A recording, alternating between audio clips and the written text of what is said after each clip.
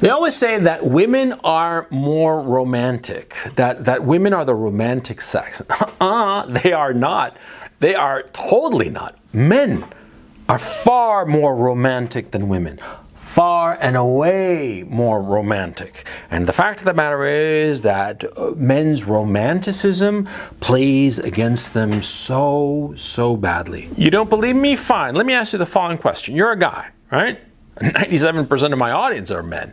You're a guy. How many times have you met some girl? She was really cute. She was really cute. She just, rang all your bells. And you met her maybe once or twice, and you haven't even gone out on a date with her, right? But you project in your imagination this future with her. Oh yeah, that you're going to have this beautiful romance, and then you're going to get married after you propose to her on some mountaintop, right? And some crap like that. And you're going to have 2, 3, maybe even 4 kids with her, and they're going to be these perfect little angels, right? And you're going to die in each other's arms after, 70 years of being married together, right? Or surrounded by your children and your grandchildren and your great-grandchildren. You dreamed this, right? After having met her once. How many times has this happened to you?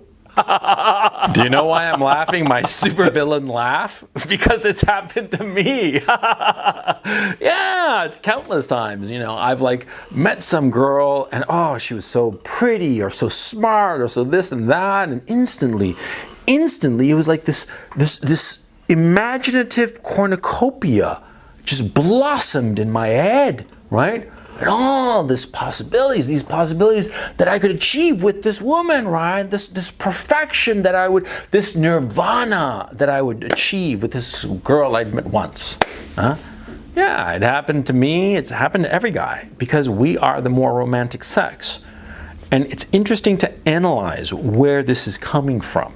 Oh yeah, I've given this quite a bit of thought, to tell you the truth. And I've come to the following conclusion. You can agree with me or not, but it comes from men's ability to plan into the future. Yeah, because guys are planners. Women are improvisers. They respond to the stimuli that's coming at them second to second. But guys, what do? We plan stuff. We plan into the future. We decide, okay, we're going to go out and hunt a woolly mammoth, right? And so we start planning, well, how are we going to hunt the woolly mammoth? Well, we need 5 guys to go out and hunt it. And the 5 guys have to have spears, and we got to have maybe a big net, right? And the guys have to be relatively strong, so we go and put together the team, and we go off across the savannah to hunt the woolly mammoth, right? Yeah, that's how we think. We are planners. And it's not just, of course, the woolly mammoth. It's everything in life. We plan stuff. And how can you possibly plan stuff? By imagining it. By imagining the future of that plan, of how it's going to happen. Yeah, because you're thinking to yourself, I want to hunt the woolly mammoth. I want to set up a business. I want to climb Mount Everest. Whatever your objective is, you imagine that objective out in the future. You imagine this picture-perfect thing that you have out there in the future. And you work backwards, figuring, what do I need to achieve this goal that I have? This vision. How do I get to this vision of being on the top of Everest? How do I get to this vision of having slain the mastodon and having a boatload of meat to eat for the next month or so? How do I get there? And you work your way back and thinking, I need this, and that. And guys, what do we want out of a domestic situation? Right? We want kids. We want kids, and we want a nice home. Nothing fancy. We don't want mansions. I mean, very few guys, even extremely ambitious guys, very few guys want a giant mansion. Oh, no. They don't want that. They want a little house full of kids with a nice wife. That's all they want. Our ambitions are very modest insofar as what we want romantically, right? And so because they are so modest, they are so achievable. See, you want to reach Mount Everest, you want to reach some incredibly difficult goal. Well, that's a different story altogether. And it takes a lot more work and effort and planning and more serendipity and good luck, and we recognize that. But for something as modest as having, a nice family with a few children and a nice wife, that's such a modest goal. And so because it's such a modest goal, we think that it's, number one, easy to achieve, which is sort of the case. It is kind of easy to achieve, but also we quickly latch on to anybody who can help us achieve this goal. And that, of course, involves a woman. Yeah, because you want to go out and hunt the mastodon, right? And you need 5 other hunters, right? And they could be anybody. You can go up to 5 different guys and maybe they turn you down because they're going to go off and hunt the brontosaurus or whatever, right? And so you find some other guys. It doesn't matter. But with having a family, you need a woman. You need the one woman. Yeah.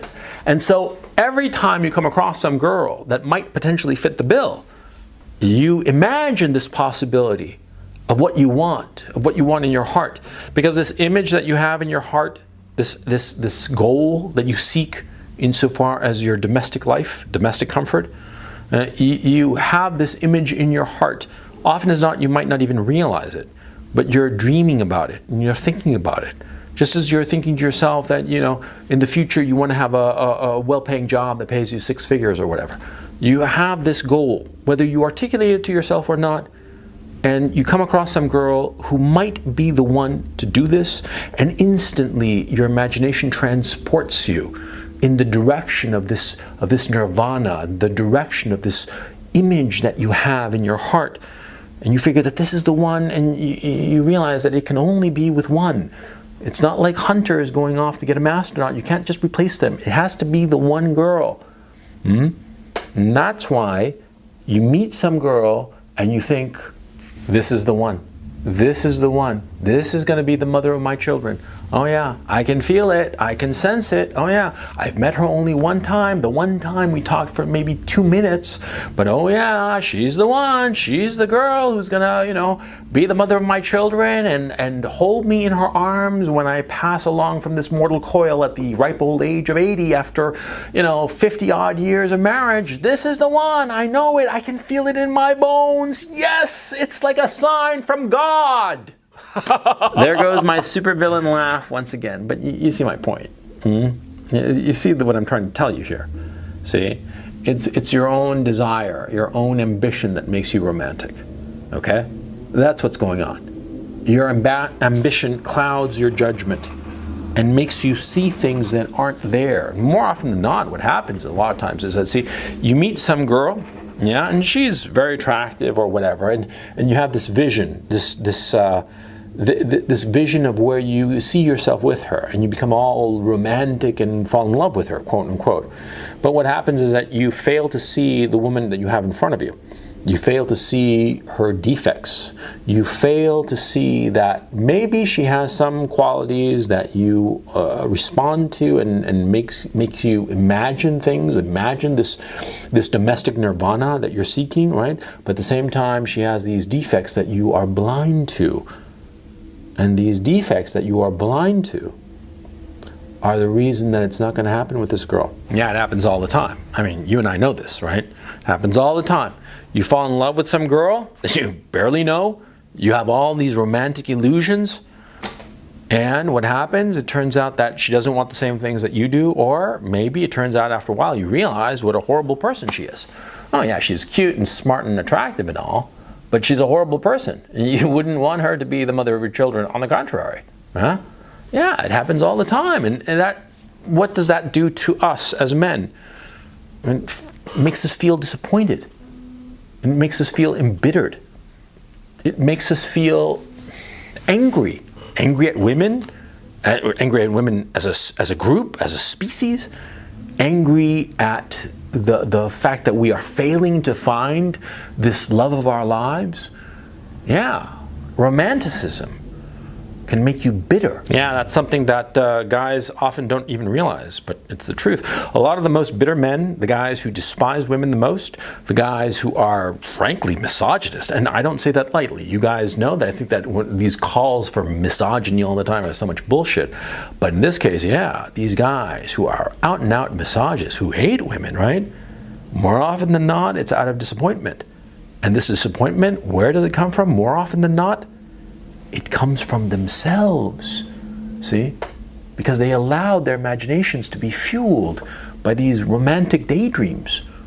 Romantic daydreams that could not be fulfilled by the women that they met, for whatever reason. Maybe the women fell short. Maybe the guy's dreams are just too impossible. They are too impossible and too fairy tale-like to ever happen in the real world. And this fuels bitterness and anger, and often hatred for women. And again, I don't say this lightly. but it's the truth. Yeah, because there's nothing more bitter than seeing a dream die. You have some dream, whatever it is. Some dream of your profession, some dream of your romantic desires, your desires for domesticity, you know, children and wife and nice house and all the rest of it, yeah? And you see this dream die, or you see that every time you try to achieve it, it fails. And so, of course, you're going to become bitter. And of course, you're going to become angry. And this is a tragedy, because it's you who are making yourself bitter by having an illusion that is impossible to achieve. I am a wildly romantic guy. Oh yeah, I have wild romantic daydreams, or I used to at any rate. Now I don't have them. Not because I've grown older, but rather because I've learned to control them, okay?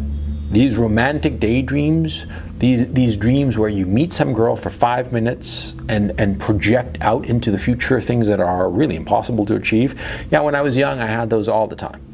And a lot of young guys have them all the time. You have to rein them in. You have to control them. You have to be realistic. Because you see, we guys have hope in our hearts. Hope is what drives us forward. We think that the future will be better than today. And it's because of hope, because of this belief that the future will be better than today, that we work and suffer and sacrifice. And many times, most times, things are better in the future. Yeah, and that's the beauty of our civilization, by the way. Our civilization is such at this point that if you truly strive for something, often as not, you will better the situation that you have today. Tomorrow will be better than today. And this is a wonderful thing. This is why we have the civilization that we have. Because everything we see around us, the buildings, the automobiles, the planes in the sky, they all reinforce the same message that tomorrow will be better than today. And so we take this feeling, this notion that tomorrow will be better than today, and we extrapolate it into our romantic and domestic desires. And we look at things unrealistically, impossibly.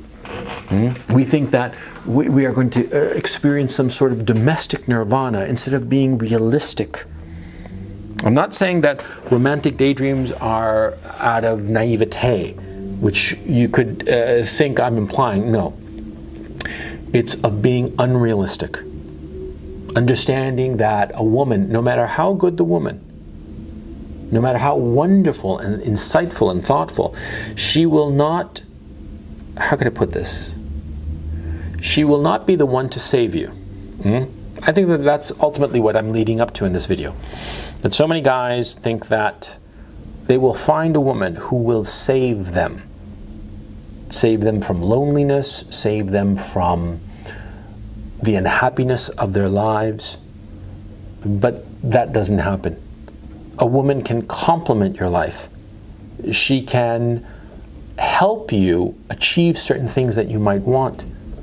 But she will not be this saving angel who will come down and raise you up out of the muck of your life. That's just not going to happen. If you think that, if you dream that, you're only setting yourself up for disappointment and misery and sadness and bitterness, because no woman can do this. I've gone off a little bit on track from this video because I wanted to focus on the issue that men are more romantic than women, but we are. Women don't have these romantic daydreams. I mean, some of them do, but for the most part, most women don't. Most women are just floating through life, and they are reacting to the emotions, the inputs, the stimuli of the moment. Yeah, they don't have this ability for this long-term projection. And they do when they're young, but as they get, when I say young, I'm talking, you know, children, 12 years old and whatnot. But as they get older, and also as their lives become more filled with distractions, they lose that ability, or they don't have it the way that guys do. Guys are much more romantic, and romanticism can become a dangerous weapon. It can be the thing that wrecks your life and fills it with bitterness. Don't allow that to happen. Be smart. recognize what a woman can do in your life and recognize what she cannot do, and recognize that a woman that you have met for 5 minutes, she's a stranger. Don't let your hopes and your dreams and desires blind you to whom you have in front of you.